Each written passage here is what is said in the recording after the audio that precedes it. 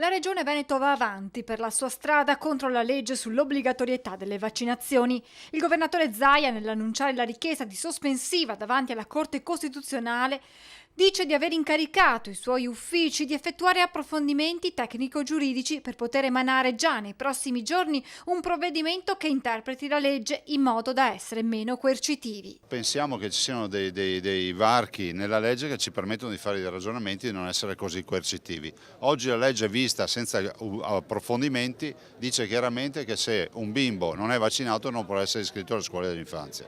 Noi pensiamo che ci possano essere degli spazi per fare dei ragionamenti. Intanto mancano 2 settimane all'inizio della scuola e per i genitori è una corsa contro il tempo. Da una parte coloro che devono far vaccinare i propri figli, dall'altra le famiglie che hanno già provveduto e che ora devono presentare la documentazione richiesta tra copie di libretti e autocertificazioni. La Regione ha inviato alle scuole già da tempo l'indicazione di mandare ai servizi di igiene pubblica un elenco dei bambini iscritti.